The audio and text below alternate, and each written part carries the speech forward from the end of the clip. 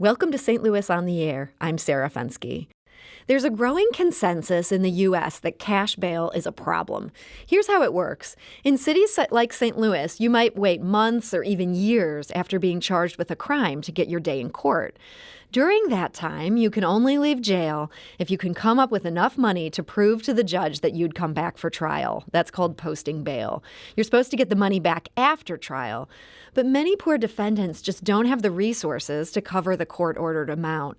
So they wait in jail for days, months, even years, despite not being found guilty of a crime.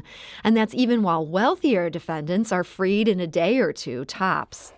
The lack of fairness in that system has drawn major attention in recent years, and courts have increasingly explored alternatives like electronic monitoring. The St. Louis City Circuit Court contracts with a St. Charles-based company called EMAS.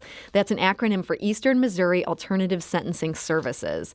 Defendants who use EMAS can live at home while they wait for trial. They just have to wear an ankle bracelet or regularly check in. A number of different conditions there. But to some critics, the devil is in the details. And here to explain some of those concerns about EMAS is Mike Milton.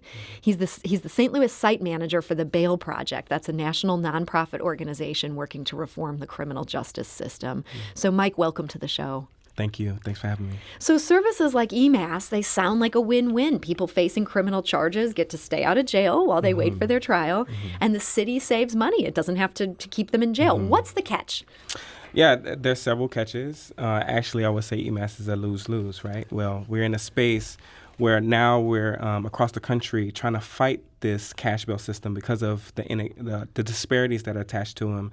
But they're responding to this as with electronic monitoring as an alternative to this cash bail system, and really it's just another form of incarceration. What's happening is that, especially with our clients and what we've seen, is that so many people are getting released because of the bills that we paid, but they have at this monetary condition with this EMAS system where they have to pay the $50 installation fee immediately after they get out, plus the first month's, so that's $350 if they're on GPS monitoring, which is absolutely insane, right? We've had several clients tell us, like, can you post the bail so that I can afford the EMAS payment because I can't afford both, right? And so there's although we know cash bail is inequitable, I fear that what's replacing cash bail is even more inequitable.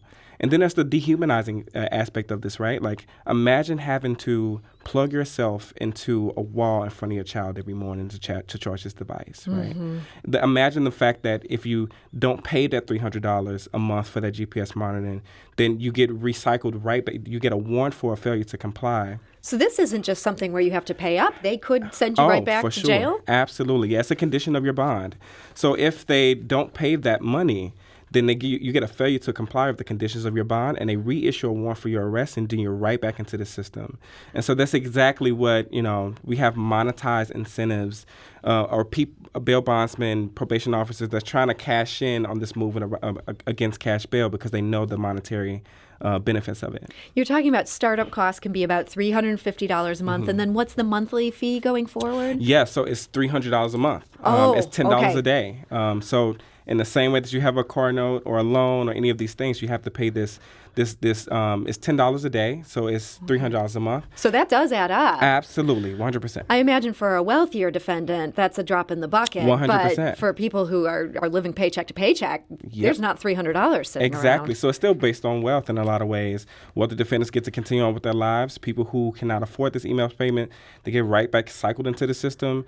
But that has devastating impacts and human impacts of that you can continuously lose jobs. You can continuously lose, if you lose jobs, you lose health benefits. There's several problems with this issue. We have actually a person here today who was assigned EMAS, and she's going to tell us a bit about her experience, and that's Jocelyn Garner. She's a St. Louis resident who found herself facing first-degree assault charges. This was back in March of 2018. Jocelyn, welcome to the show. Thank you for having me. So I understand this charge ended up kind of leading to a nightmare for you. Yes. What happened after you ended up getting arrested for this?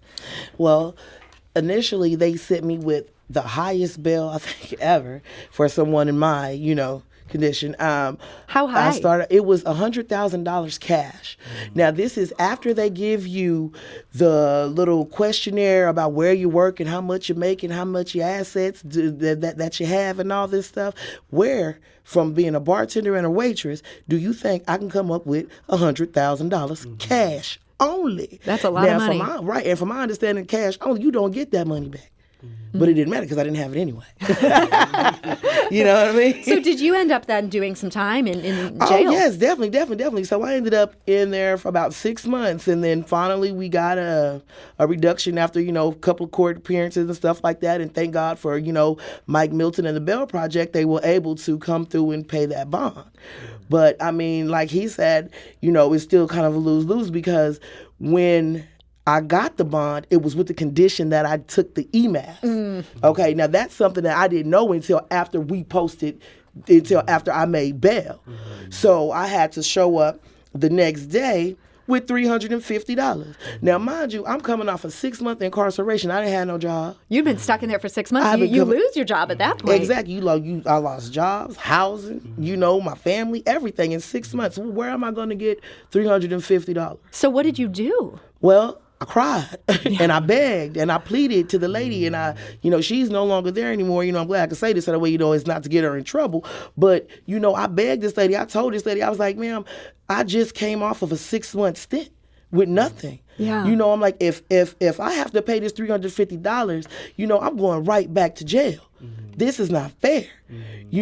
So I begged, and plus I was homeless at the time. So where was I going to be? Where was we going to put the monitor at to monitor me? So she went ahead and cut me a little slack and told me that I had to pay $30. Okay. $30 every month. Now, I know that seems like it's nothing, but when you're coming from nothing, $30, you may as well should have been asking for $1,000 a month for someone who has no source of income, because I didn't have that. And I got behind on that. And it's scary because just like he said, that is like a condition of your bond, and you're failing to comply when you don't pay this. And once again, the Bell Project is an awesome thing. Mike Milton is an awesome person. They stepped up and helped me pay for that because I was on my way back. And my thing of it is how do you expect me to come up with this money and I'm coming off of a 6-month stint?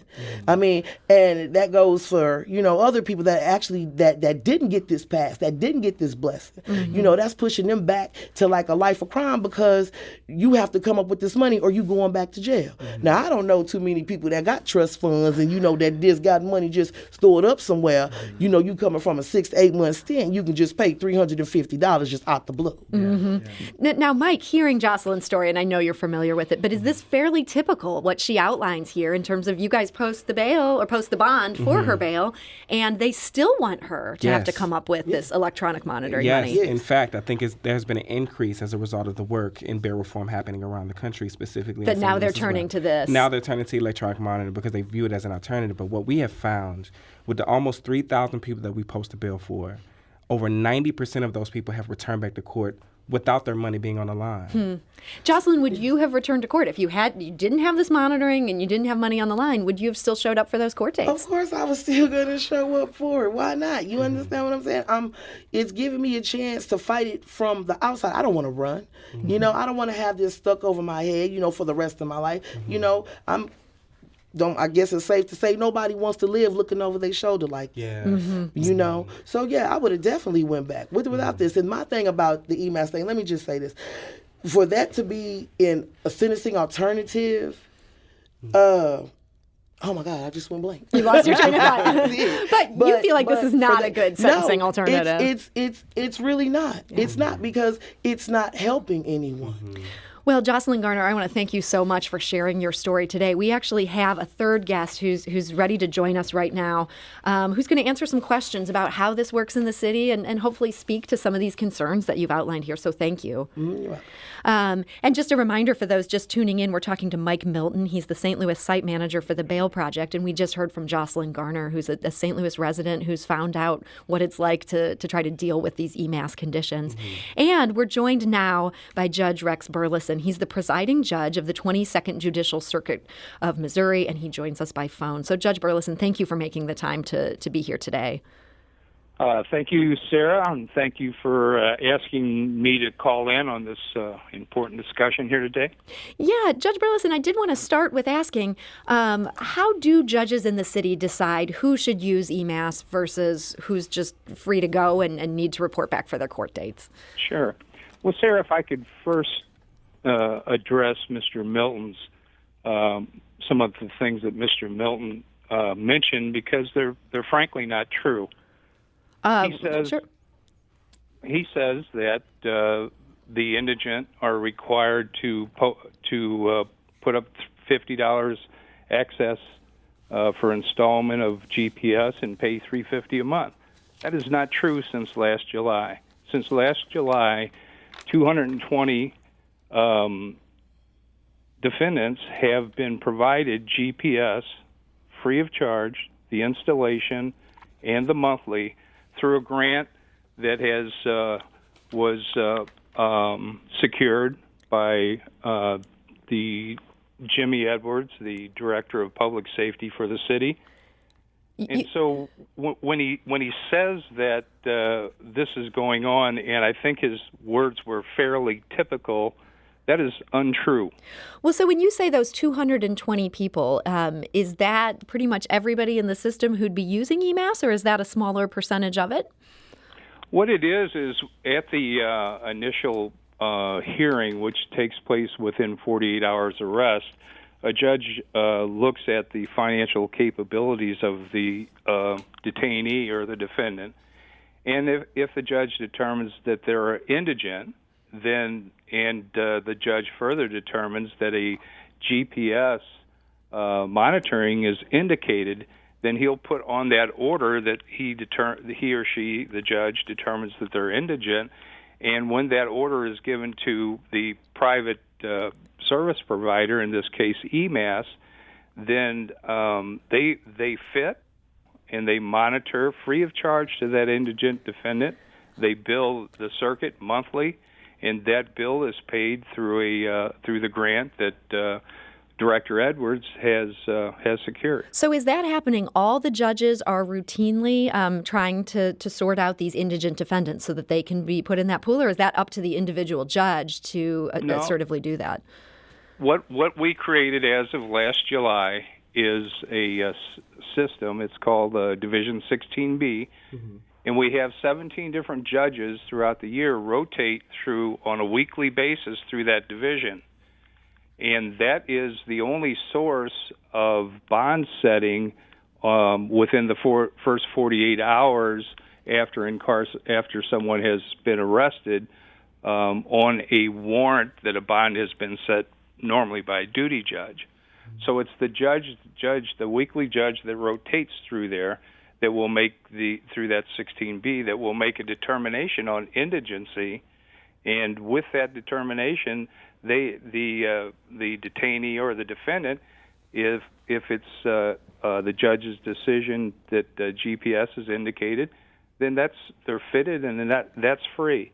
And I think it's unfair for the bond project to say that this $50 and $350 a month or $300 a month carrying forward is what's going on, because it's frankly untrue since last July. Well, I want to go back to Mike here. Mike, have you noticed a change since last July?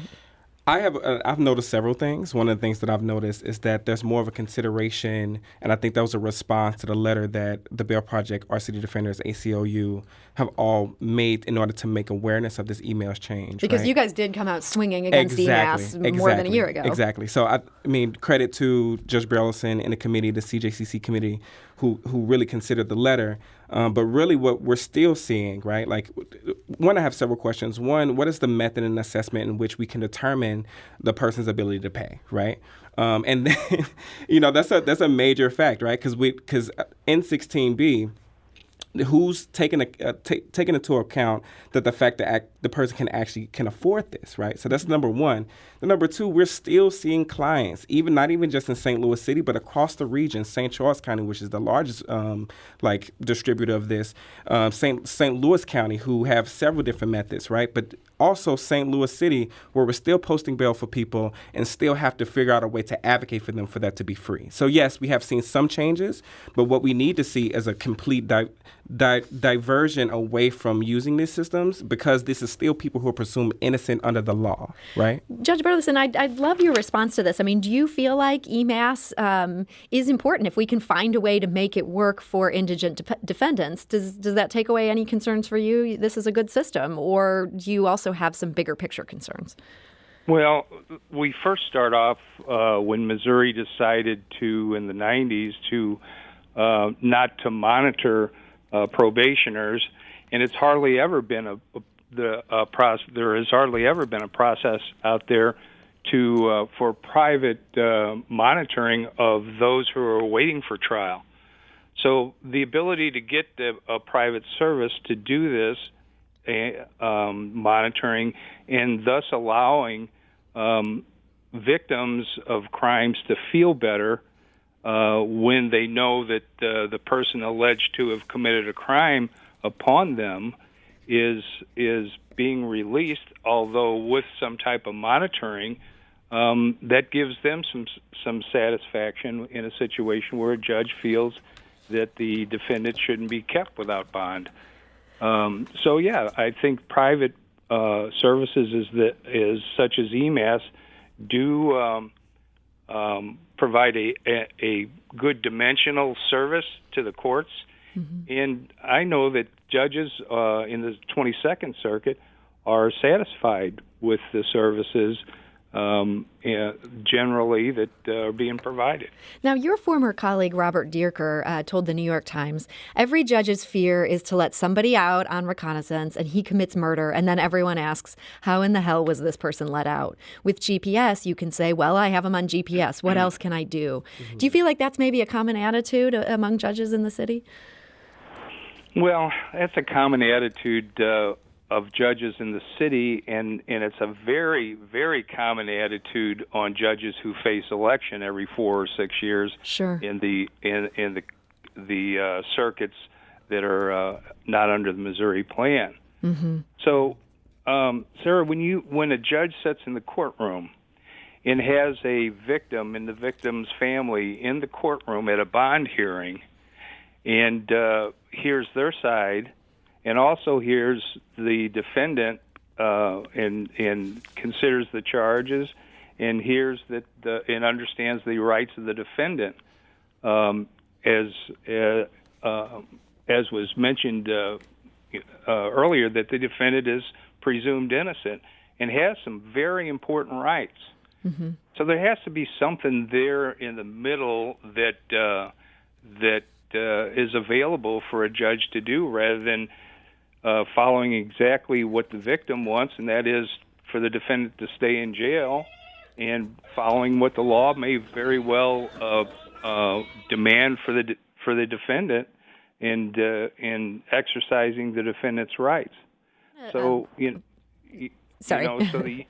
The use of GPS for someone that has not been proven to be guilty and needs to get to his or her job, and it gives some satisfaction to the victim that there is at least something going on that they can maybe sleep easier at night. I wanted to let Mike respond here in a sec, but I did just have one quick question for you first. Mm-hmm. I know St. Louis County's presiding judge issued an administrative order earlier this month, and it said that defendants released pretrial needed to enroll in a smartphone program called eHawk. And my understanding is that eHawk is free. Is that something that you guys would look at instead of EMAS going forward, or does that not provide all the things that you need from EMAS? Well, there's some variations of that program. That program is something that defendants can access that will give them notice of their court dates. But it doesn't include the GPS. Well, the other aspect of that is whether or not you have software on facial recognition, which is being looked at right now as a possibility, rather than reporting to a private service or reporting to a court on a predictable basis, that your appearance can be received through facial recognition software, and that's being looked at. In fact, that's part of the conference I'm at right now. Okay, so that could be a move in a good direction, save people those visits, which I know it's hard to hold a job when you have to constantly check in. Mike, I know you wanted to speak to a couple of things Judge said. Yeah, I think that we're really in a moment in time where across the country, what we've seen with the Bail Project being in 22 different jurisdictions is that there's actually a solvable alternative to all of these things, which is an adequate pretrial service that is community-led and community-centered, who can assess the needs after a person has been arrested, help connect them to the needs that they had, also provide text messaging reminders and transportation. And that's what the Bail Project does. So for us to have put up numbers like 90% of the people return back to court, and all that we have done is spent $13,000 on transportation in the last 2 years, spent $87 a year on text messaging reminder tools. This is a very easy problem to solve if we just reinvest that money that we put into these carceral systems and into an actual pretrial service that actually help people and provide the need under the guise that they are innocent under the law. Judge Burleson, last question here. Do you think setting up a robust pretrial services division would solve both the concerns of the judges and maybe eliminate the need for things like EMAS? Well, and once again, I'm sure that the Bail Project is aware that we have hired 2 additional pretrial service employees since the first of this year. I think they both came on in February. Mm-hmm. One is a PhD level employee that tries to hook up available services that are contoured to the needs of the defendant, and the other is a pretrial service officer who meets with the newly arrested, and that has allowed us we now have the ability to bond out 24 hours a day, 7 days a week. So we have a robust pretrial services.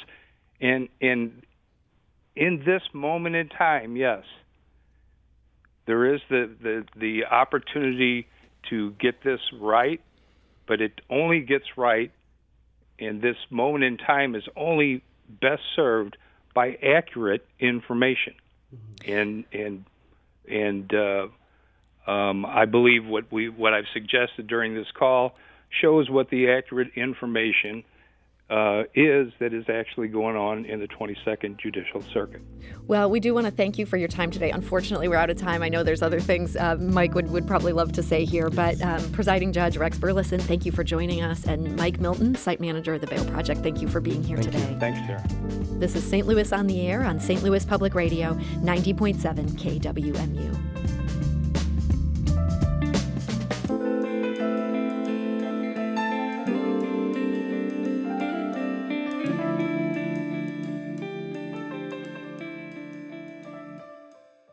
Support comes from the Missouri Forest Products Association, saluting Earth Day on April 22nd with an ongoing commitment to help offset carbon emissions with sustainable harvesting of Missouri forests.